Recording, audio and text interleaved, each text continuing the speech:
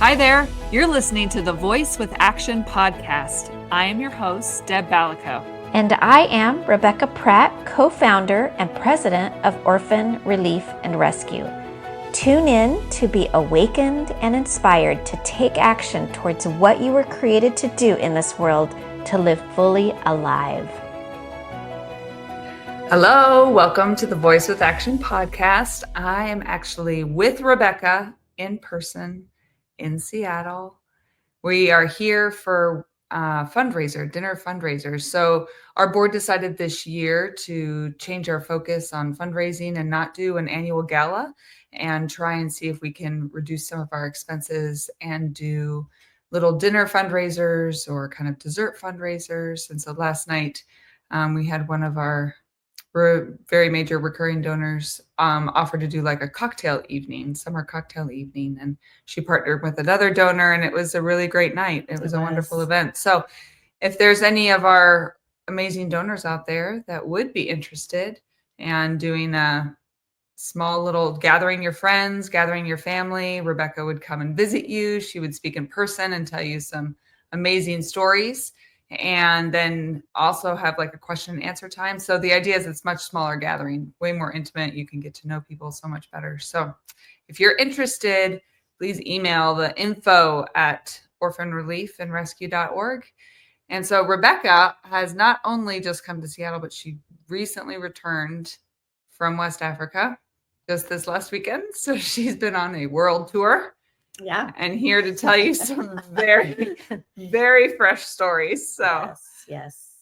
Yeah, it's I've been home 5-6 days, and little tired, but it's been really sweet as well in all the things that God is doing. And I'm just in awe every single day and just contemplating, you can't process in even a week of all the things that God does on these trips, and even coming home, just how people are inspired in their own lives, just hearing the stories. But, I learned something new every trip. This trip in particular, I felt like God really personally challenged me to just, have full disclosure with these chief of the villages of what we're doing. We've kind of had to be secretive in a lot of these villages.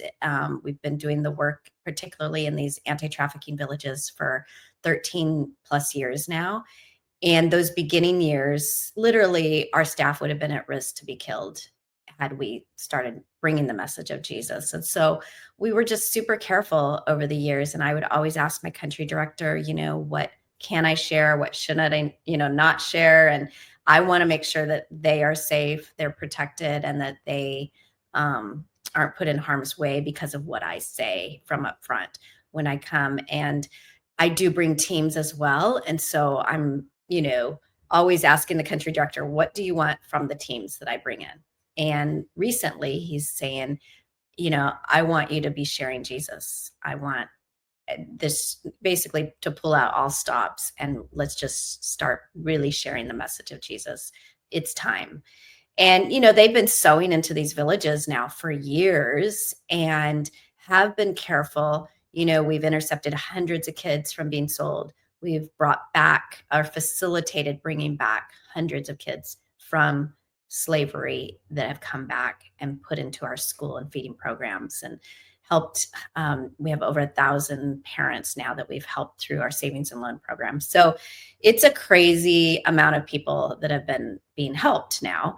And so as we went into this new village area, that 34 kids have been either intercepted or brought back from trafficking just this year. So this was a team that I brought from my home church in America. And the country director said, let's go into this new village area and do a community meeting, and let's share Jesus like for the first time here. So it was a little like, oh my goodness, how much should we say? How much should we be careful? You never know what you're going to get with these new villages. They're either all going to curse you in the audience and crazy stuff is going to be happening, or they're actually going to just sit there and you don't know what they're thinking. They're just staring at you with these eyes that, you feel a little threatened by the way they're looking at you. So this was a village that I just let the team know, we don't know what we're coming into. We may all be cursed. We probably will be cursed, as we go in. And so just be prepared. And so we did.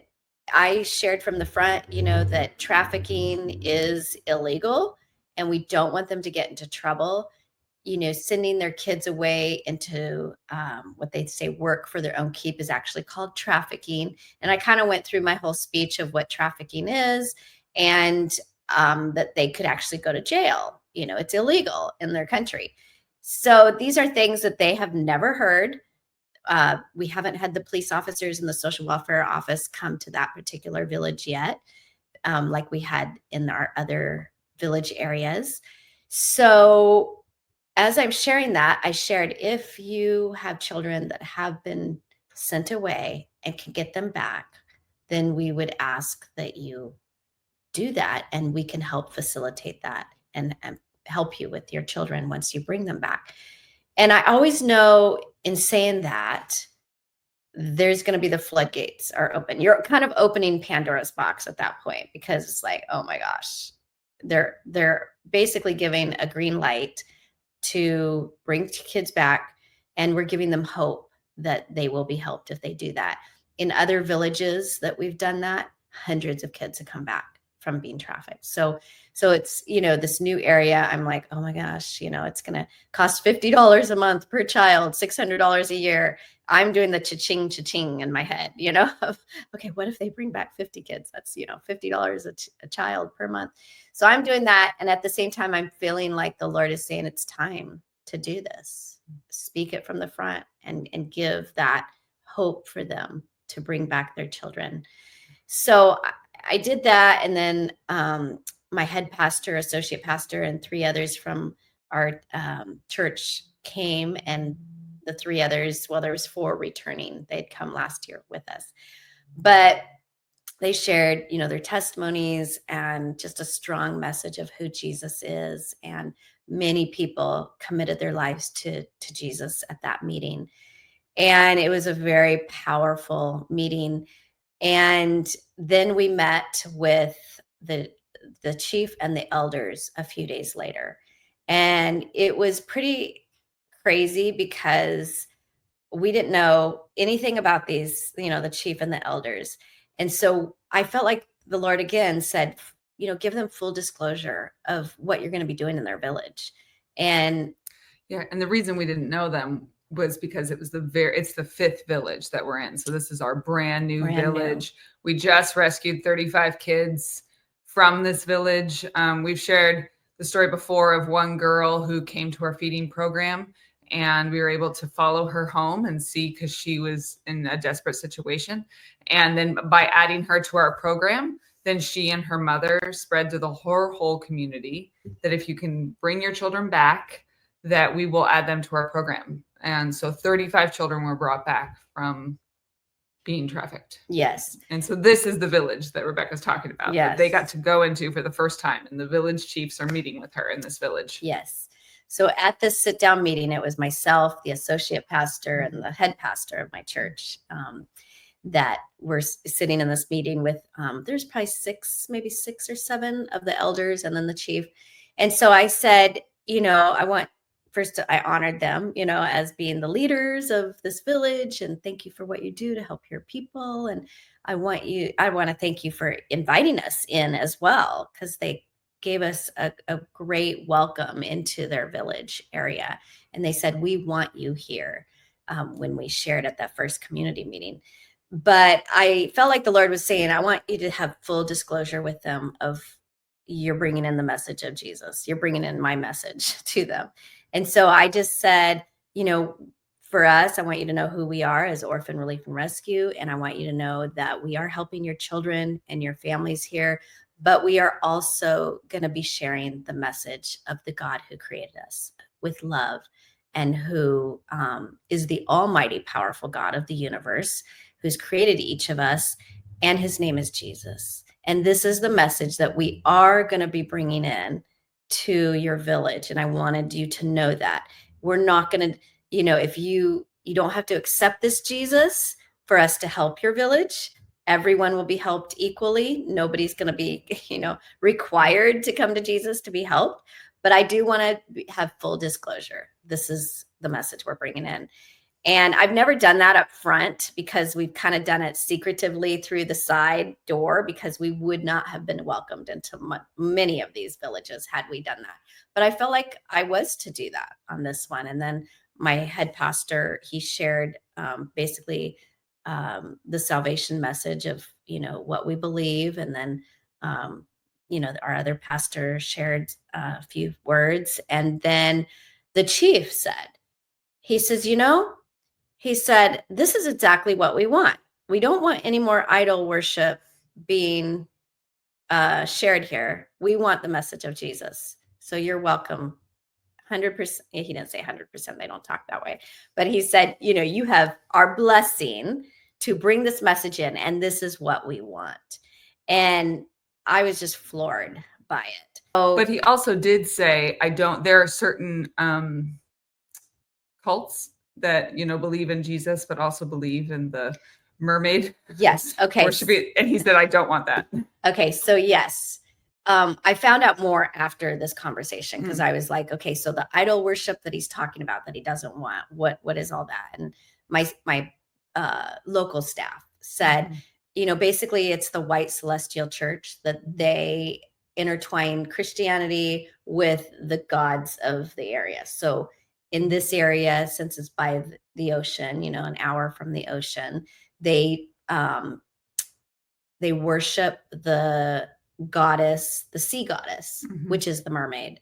And the mermaid is who gives them prosperity and wealth.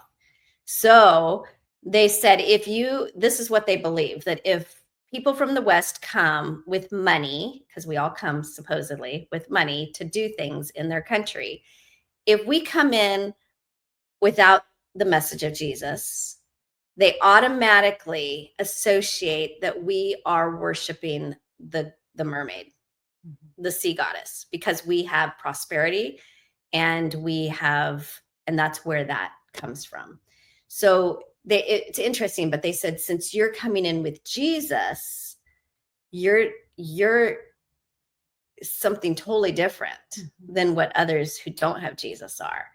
And they're seeing the power behind the practice of worshiping Jesus brings the almighty power that is the name that they call on when they're in distress, once they obviously hear about Jesus. So they either know nothing about it, or they've heard something in the 57 years ago that, oh yeah, that's who they were talking about. And oh yeah, that's what we want now.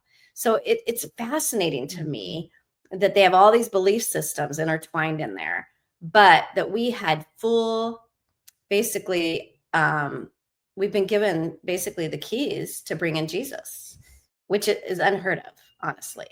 And I thought, oh my goodness, this is a whole new era that we're coming into in these village areas. And so, these village areas, there's 57 basically villages in the territory that we're working. So we have 7 village areas that we're working where there's 57, and those 57 total village areas are the largest child trafficking export areas in that area where we're working. So, and it's interesting because I've even heard the police force and the social welfare department say no other province in this country traffics their children. It is strictly this area, this province is the highest. Yeah. And that was even insightful to me to hear that from their own people. I know. Yeah, it was really good. Yeah, so that was on a couple months ago when Deb came with me, and we had the police officers and the social welfare office share with the communities why they shouldn't traffic their children. But they literally from the front just said, why are you still doing this? No one else in this country does this, and they were kind of reprimanding their own people. But yeah, so the whole mermaid prosperity goddess, that was all new to me. At the same time, I haven't worked to study all this stuff. I focus on Jesus. I don't focus on all the other stuff, but I'm learning as we go. And the whole prosperity gospel, so the celestial white church I say white, they call it the white garment church. They wear white clothing. They wear white clothing, and they practice Christianity with the mermaid. And it's the symbol of, there's a rainbow and then there's an eye under the rainbow. So everywhere you see a church that has the rainbow with the eye under it, that's the celestial church. And that's where they intertwine Christianity with the idol worship of the goddess, the mermaid. And that's, they believe that's, the true church. And it's fascinating that these chiefs were saying, we don't want any of that idol worship. We only want Jesus here. And I thought, oh my gosh, the chief and these elders have just changed the whole dynamics of what's going to happen in their villages from here on out. And yeah, it's pretty crazy. So that was cool. And then in another meeting that we had, a woman came up to one of the team members and said, can you pray for my children? Because I've sent them away and I fear for their safety. And the team member said, how many children? And she says, I've sent away 5 children. And he says, well, how many children do you have? And she says, I have only 5 and I've sent them all away and I believe they're in danger and I want you to pray for them. And he said, okay, so are you going to try to bring them back? And she said, yes. So please pray for them. So he prayed for them. And then that night, as we're having our, we're just processing the day, he's like, oh my gosh, this mother trafficked 5 of her kids. And I'm like, this is where we work. Sadly, this is what is happening. And yet they're coming to these meetings. They're told that if they can bring their children back, they'll be helped. They're given hope. And then they can start realizing, because they haven't asked the questions before of what's happening to my child. They just believe this is what they've had to do to survive. So they've done it. And now we're giving them an opportunity to literally save their kids' lives and not have to sell them, basically, and fear for their safety, because they know now they're being told what actually happens to them in slavery. It's crazy. So yeah, so that mom is now going to work to get her 5 kids back. And so in my mind, I'm like, well, that's $250 a month right there that we're committing to, okay, that's terrible that I think in those terms. But for me, I'm always looking at the bottom line of the dollar, and the Lord's looking at the life. And I need to look at the life and not the dollar. And so my mind is very practical. And yet when you look in the eyes of these kids that are rescued, and that's what I had to do. I have to do that on every trip. I have to physically go into the audience of these kids, look them in the eye, ask them their story, and be wrecked by what's in front of me. Because it's a human life. This is our fundraising season. And this is the message, that it takes $50 a month to rescue one of these children. And that covers food twice a day. It covers their education. It covers their constant monitoring, because we have our staff that's monitoring them every day, monitors them on the weekend. And then also it provides us to invite their caretakers to join our savings and loan program to start these small businesses. And everyone, it's a communal, almost like a communal banking system, a communal pot where everyone contributes a little bit, an investment, and then can take from that communal pot for a loan to start a business. And then we're hoping, and over 2 years of these caretakers being able to develop their businesses, that then they will have enough to be able to feed their children, and these kids can come off of our feeding program.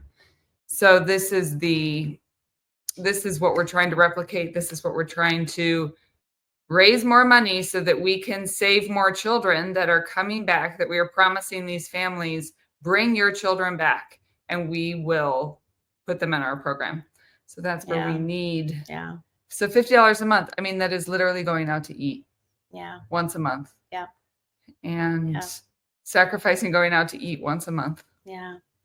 Yeah. So it's beautiful. So some of the stories on this particular trip, one little girl, she had a baby on her back And I'm always attracted to the ones that have their siblings on their back Mm-hmm. because there's always a story. Well, I think let's save that for the next. Oh, We're going to do one more Okay. podcast with you all. okay. But I do want to share at the end of this podcast that the pastor, Rebecca's pastor, that joined her on this trip, he was so excited and so fired up by his experience that we're going to start interviewing people that travel with us and be able to hear kind of from their perspective what they're taking home, because we always have a message of what's the personal application. Yes. You know, how is this, what is God doing in your heart? What is God doing in your life? So, Rebecca, that's usually how we close out, as a personal application. Do you have any encouragement for our audience as they're listening, of just a challenge for them? Yeah, I would say, for me on this trip in particular, just realizing, just listening to those promptings, listening to the Lord prompting my heart, even to have full disclosure with that chief of what we're doing. And then realizing that this is exactly what they needed to hear. Mm-hmm. And I was cautious and careful, but yet at the same time, I didn't know why the Lord was prompting me that until after. And so, yeah, it's just literally challenging people again, listen to the promptings of the Holy Spirit that are prompting you to say something that you feel like you're to say to somebody, whether it's a word of encouragement or to disclose something that you feel like you're to disclose. For me, it was kind of high risk to disclose this to the chief, because he could have said, we don't want that. I'm sorry, you're not welcome here anymore. Mm-hmm. That's really what some of them would do. Yeah. And so I've never, like, from up front just said it, but felt very prompted by the Lord to do it. And so it's just the practical thing in our life, again, is listen to the promptings of the Holy Spirit, take action. And if it's obviously going to hurt somebody, you got to prayerfully pray, before you do it. But Yeah, I agree with that. Listening to the promptings, because it's God's timing. And so even with speaking with this village chief, he was hungry. Like, this was God's time. Yeah. This is what, and Rebecca also shared that when people were speaking, that the chief said to them, you will not be cursed today when you get up and speak to my community. Yeah. And just the fact that he has that authority, and this was the time for them to hear that message of God's love. Yeah. And his heart is so for his village. And he knows deep down this is the answer for his village, And so I loved that.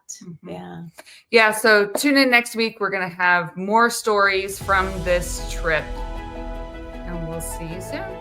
Thank you for listening to the Voice with Action podcast. If you enjoyed today's episode, would you consider sharing or subscribing to this podcast and leave a 5-star review to help us grow? If you want to reach us or help us end child trafficking in West Africa, go to orphanreliefandrescue.org. That's orphanreliefandrescue.org. See you next week.